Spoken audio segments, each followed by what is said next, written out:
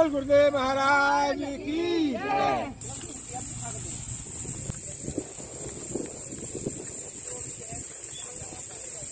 जय सत्यम सिद्धाय नमः। आज 9 जून 2022 और दिन है बृहस्पति और गंगा दशहरा। इस दिन सारे जो 87 मिशन की महिला वगैरह जाकर ग्रामीण चांगोली पर ये यज्ञ वगैरह करके आए, जो हमारी जन्मस्थली है, और वहाँ इस नहर है गंग नहर, उसमें स्नान करके आए। और विषय आता है ये कि ये दशहरा और ये गंगा का क्या महत्व है। तो देखिए, अब तो कुछ महत्व की परिभाषा बदल गई है, क्योंकि अब जो महत्व की परिभाषा है गंगा जी में ये वगैरह से, ऐसा अगर होता, मैं खंडन करूँगा थोड़ा सा पहले, कि खंडन का अर्थ ये होता है कि अगर गंगा जी में ये बल होता व्यक्ति को चेतन करने का, तो किस चीज़ का होता। वहाँ के जो मगरमच्छ हैं, मछली हैं, वो आपको छोड़ दे यार, बाकायदा आपका स्वागत करते कि भाई हमें आज के दिन तो कुछ एक्टिविटी अलग है, कृपा है गंगा जी की, और हमें परमहंस बनाया जाता। और जितना गंगा के किनारे रहने वाला है और जो गंगा जल पीता है वो तो सिद्धि हो जाता। तो गंगा जी की पीने से, जल से, नहाने से, और इसका सिद्धि का, ज्ञान ध्यान का, या आपके चेंजिंग का या धार्मिक होने का कोई दूर तक अर्थ नहीं है, ये ध्यान रखो पहली बात। अब ये प्रारंभ कैसे हुआ। अनादि काल में गंगा जी तो पहले से है काफ़ी, तो क्या हुआ, क्योंकि प्राणों की चीज़ चलेगी, तो वहाँ भी ये उल्लेखनीय होता क्या, सामाजिक तौर पर भौगोलिक स्थिति जो चेंज हुई, लोगों का जो इतिहास हुआ। जैसे अब कोई गांव में रह रहा है, अब गांव से 5, 6, 10 काम के बाद उसे पता नहीं कौन है।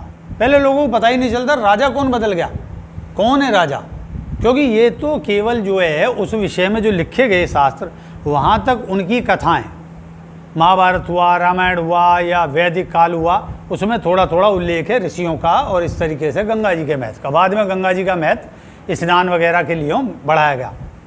असल क्या है, जो ग्राम जैसे संत लोग थे वो घूमते रहते थे। अब मान लो गौमुख से चले, भाई कहाँ है, तो बहुत से भ्रमण करते रहे, मांगते चले जाते थे, तपस्या करते चले जाते, गौमुख तक पहुँचे, कहाँ से निकली हुई है ये गंगा जी, वहाँ पहुँच के देखते थे, फिर लौटते आते थे, फिर वो ग्रामीण एरियो में, शहरों में और बढ़ते थे। तो लोग पूछते थे, महात्मा जी आप कहाँ से आ रहे हो, तो पूछते थे हम गौमुख से आ रहे हैं, या वहाँ, तो कहते गौमुख मतलब गाय के मुँह जैसा है। वो कहते नहीं भाई, वो इस तरीके का है जहाँ ये निकला हुआ है। जिस प्रकार जो है मुख्य व्याख्या करी गई, और फिर उन्होंने कही कि वहाँ धाराएँ मिलती हैं। अब कल्पना कर रहा है गांव का आदमी बैठ के कि क्या हो सकता है, ठीक है। तो कितनी दूर है महाराज, तो उन्होंने बताई, चूँकि पगों से नापता था कि मेरे पग इतने, जैसा अब भी नापते हैं कि 1 फीट 2 फीट पैर आगे रखा, नाप दे में कितने मीटर का हो। तो पहले गिन लेते थे महात्मा, अक्सर जाते जाते थे तो उन्हें गिनती होती थी कि 40,000, 50,000 या इतने पग यहाँ पड़े, आज हमारे इतने पग पूरे हो गए। जैसा माला जपते थे उन्हें पता हुई इस तरीके से। तो फिर उन्होंने बताना शुरू करा, भाई ये 40,000, 50,000 पग दूर है, या जो गंगा जी है वो आपके क्षेत्र से, जैसे हरियाणा पहुँच गए, तो हरियाणा का आदमी पूछ रहा, उसने गंगा जी का पता नहीं, इधर को गुजर रही है, वो यमुना को जानता है या अपनी क्षेत्रीय नदियों को जानता है। तो वो पूछेगा भाई कितनी दूर और किधर पड़ेगी, तो तारों को देख के गणना करके भैया इस तरह, ये तारा इधर है, ये चंद्रमा इधर है, इसके हिसाब से इधर है।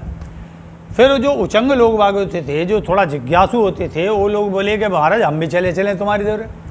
तो वो उनके साथ बोले ठीक है, लेकिन भैया कपड़े बदल लेना, क्योंकि कपड़े बदलने से तुम्हें ये फ़ायदा मिलेगा कि लोग बीच में जो लुटेरा है वर्ग है वो आपको लूटेगा नहीं, और जो लोग दान करते हैं या आपको देख के खाना वाना देंगे, वो देखेंगे ये तो वैसे ही घूम रहे हैं। तो इसलिए तुम भी जो है कोई कपड़े वस्त्र को बदल लो, ऐसे पहन लो जो धार्मिक आप लगो।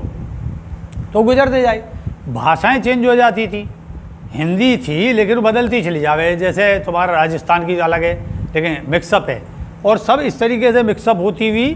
तो 10-5 गांव के बाद, भाई किधर से आ रहे हो तुम, उन्हें हम इधर से आ रहे हैं। कहाँ के रहने वाले हो, इधर से। तो एक तरीके का जो भौगोलिक चीज़ थी और जो हिस्ट्री थी वो कनेक्ट होती थी, कौन कहाँ रहने वाला कहाँ का है, और फिर वो गंगा जी हो आवे। तो फिर इस तरीके से अगली बार जो गए तो एक तिथि निश्चित कर लेते हैं कि इस तारीख में बहुत सारा एक समूह जाता है, अगली बार हम भी इस समूह के साथ जुड़ जाएंगे और हम भी यात्रा करेंगे। तो ये कैसा पता चले कि तुम वहाँ हो के आए? तो कुछ तो जल नहीं मिलता था तो पानी भर ले गए, कुछ गंगा जल भी ले आवे कि भाई पता चलेगा कि हम भी नहा के आएँ और हम अपने लोगों को दे देंगे। उसी में ये प्रैक्टिकल हुआ कि गंगा जल सड़ता नहीं है। बाकी वहाँ और मत जाना उस बात पे कि भाई वो मैंने बताई पहले मगरमच्छ और मछली और ये सब, तो तुम्हें पूर्णमासी को तो छोड़ ही देते ना, बाकायदा तुम्हें लेने आते। जो भी मैं हंस रहा इन बात पे कि भाई अरे देखो ये भारी सी महिला है तो इन्हें जो है 2 बड़े वाले मगरमच्छ 10-10 फीट वाले वो पकड़ेंगे कि जरा इन्हें गंगा जी में नहा के लाएँ। तो ऐसा कहाँ होता है? वो तुम गिर के दिखा दो, फिर उसके बाद हड्डी ना मिलेंगी तुम्हारी। तो इससे सिद्ध होता है ये कुछ नहीं, वो दिन में पानी पीवे उसमें। तो ये जो कलेक्शन होना शुरू हुआ इस तरीके का जलों का, फिर बड़ी महंगा हो गया वो एक तरीके से, भाई एक बूंद ही दियो जल में पी लेना, इसमें नहा लेना। तो तिथियां निश्चित हुई, फिर ऐसे ही करके ये सब चीज़ सामूहिक रूप में चलती चली। सत्संग होता था, पता चलता था कौन गुरु यहाँ पे है, किससे हम स्वेच्छा से किससे अपना वो लें सत्संग और दीक्षा लें, क्या महत्व है धर्म का हमारे जीवन में, ये वहाँ से पता चलता था। फिर लौटते थे, फिर साल भर के आंकड़े के बाद फिर जाते थे, पता चला कि भाई वो मंडलेश्वर या महाराज या जो संत जी हैं वो उनकी जगह उनके शिष्य आके बैठ गए, वो जो है निर्वाण को प्राप्त हो गए। तो ऐसे करके एक इतिहास धार्मिक जो है फैलता था परस्पर। ये थी शंकराचार्य जी के समय के बाद में इसका एक और सामूहिक रूप पुनर्जागरण हुआ। ऐसा नहीं कि शंकराचार्य से पहले था, नहीं, शंकराचार्य जी महाराज ने उसका पुनर्जागरण करा।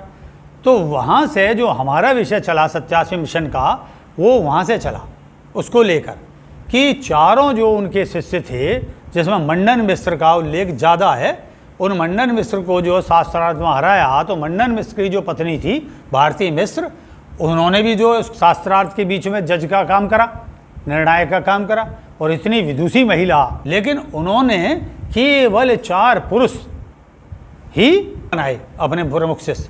जबकि अब या तो वो वहाँ गलती है या कुछ गलती है, तो उसमें मंडन मिश्र वाला, मतलब मंडन मिश्र वाला ऐसा शास्त्रार्थ नहीं हुआ, या तो ये गलती है कि स्त्री का कोई मैटर ही नहीं है उसमें, और अगर था तो शंकराचार्य जैसे महाविद्वान व्यक्ति से उम्मीद नहीं की जा सकती कि वो किसी महिला को और वैदिक हो और वेद का ज्ञान रखती हो, उसे किसी मंडलेश्वर ना बनाए हैं।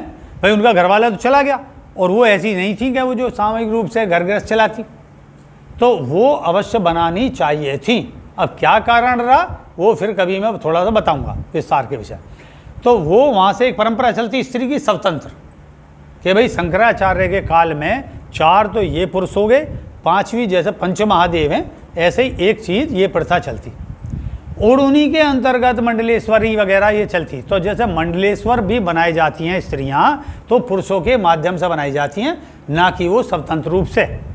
तो होना क्या चाहिए, मंडलेश्वर शब्द इस्तेमाल नहीं होना चाहिए उनके लिए, जैसे विश्वेश्वरी या मंडलेश्वरी, मंडल की स्वामिनी, समझे। और मैं तो ये तक जानता हूँ जो स्वामी शब्द लिखता है, रियल में वो स्वामी शब्द लिखने का अधिकारी नहीं है, क्योंकि स्वामी का अर्थ होता है मालिक।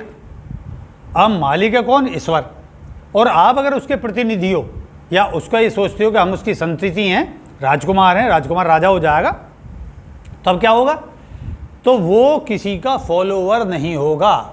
आपकी खुद की भी संतति होती है तो वो आप उसकी फॉलो नहीं होगे। तो भगवान ने आपको फ्री छोड़ा है ज्ञान के तौर पर। हाँ, ज्ञान का जो पक्ष है, आप गुरु कहलाते हो। अगर कोई कहता मैं गुरु हूँ और मैं जो कृष्ण जी की फ्रेंचाइज ले रखी है मैंने, या रामचंद्र जी की फ्रेंचाइज ले रखी है, या मैंने किसी शंकराचार्य की फ्रेंचाइज ले रखी है, ये नहीं है।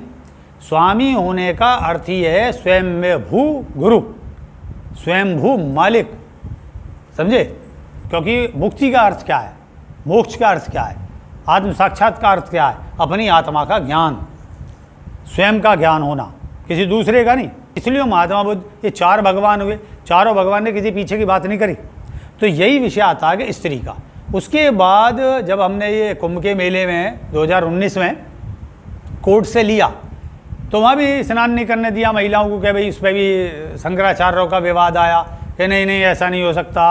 अरे हमने ये कही कि भाई गंगा जी तो स्त्री है, और स्त्री चूँकि माँ है वो गंगा, और गंगा माँ है तो उसके दोनों जो पुत्र और पुत्री समान है, दोनों अगर कोई तिथि विशेष है, जैसे कि शाही स्नान की कोई तिथि विशेष है, तो क्या उस और में ढोर नहीं नहा रहे होंगे उससे पहले? भाई ये हमने रख दिया कि ये एरिए में हम आज नहाएंगे, और उससे पहले सुबह 4 बजे नहा लिए, ढोर पानी पी के चला गया, और कोई चीज़ उस मुहूर्त में तो वो पानी पी के चला गया, अपनी मल भी कर गया, तो वो क्या गुजरना रहा वहाँ से? तो ये तो मूर्खता की बात है, समझे?